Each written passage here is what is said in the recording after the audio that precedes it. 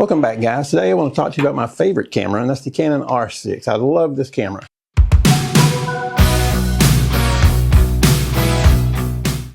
There's about 5 things I want to tell you about it, just so you know. Most of you probably already know everything. Maybe a few of you don't. Maybe you learn something new, who knows. If you're shooting JPEG, and I hope you're not, but if you are shooting JPEG, you need to know a few things. And I got some notes on these. I'm going to put this up on the screen for you. If you're shooting 3:2 ratio, you're getting all 20 megapixels. If you're shooting 1.6, like the crop, you're going to be down to 7.7 megapixels. And these are in all the large JPEGs. On 4:3 setting, you'll be getting 17.7 megapixels. And 1:1, you'll be getting 13.3. Now, if you're shooting in RAW, you'll be fine. The only thing RAW affects is if you go into the 1.6, automatically goes into that if you put it on an EFS lens, crop lens. The RAW will be affected then. Otherwise, doesn't matter what you have set, RAW shooting the full frame. So make sure you got your camera set right so you don't get into trouble later. Just make sure. And if you guys that are shooting JPEG, switch over and shoot RAW and JPEG and give RAW a chance, because you can do so much more in RAW than you can in JPEG. I just love RAW. It's a little more work, but man, the difference is totally worth it. Totally worth it. So, all right, the next thing on your camera, on your Canon R6, has a level. You can see it right here. When it's red, you are not level. And when you see green, you're good to go. You know you're level when you see green. So if you're laying on the ground or somewhere a little disoriented, just make sure you're getting the green or really close to it. So there you go. So that's handy to use. You know, if you're hand holding the camera and you're out in the field somewhere and you just want to make sure everything's level, you might be laying on the ground and a little, disoriented. Flip on that level. I keep mine on pretty much all the time. Just keep that on so you'll make sure your shots are level. The third thing about the Canon R6, and I know you know this if you have a Canon R6, one of my favorite things about this camera, it has 2 memory card slots. To me, that is so important. Doing weddings for so many years with just 1 memory card got really stressful because, you never know what the best brand could break, anything could go wrong.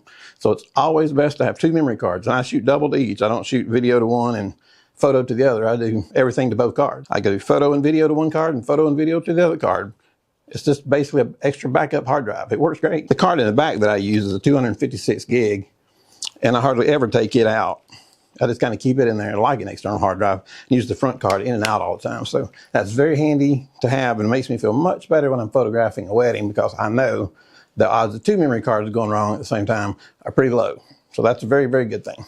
Now, if winter is coming up and if you are shooting outside and you go outside and maybe it's snowing, whatever, if it is 0 Celsius or below 32 Fahrenheit, your camera is not really made to work in that cold of the weather. I'm not saying you can't walk outside and take a shot or two, but according to the guide, Canon manual, 0 Celsius and 32 Fahrenheit is the very coldest it should be shooting in. So, just keep that in mind next time you're shooting. I would think you'd be able to go outside and shoot for 3 or 4 minutes, get some pictures of the snow.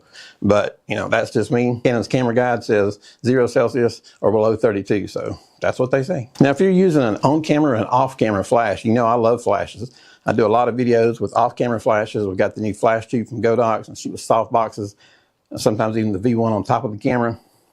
You must have on mechanical shutter for your flashes to work. The digital shutter won't work. It's got to be mechanical or you'll run into problems. So make sure if you have a flash problem and you can't figure out one day, just make sure your shutter is set to mechanical. Otherwise, your flash won't work. So anyway, pretty short video for you guys today. I just want to go over these few things to make sure you guys knew them and had them in your head just in case you ran into an issue and it might help. So just remember, don't go outside below 32. Shoot with a mechanical shutter.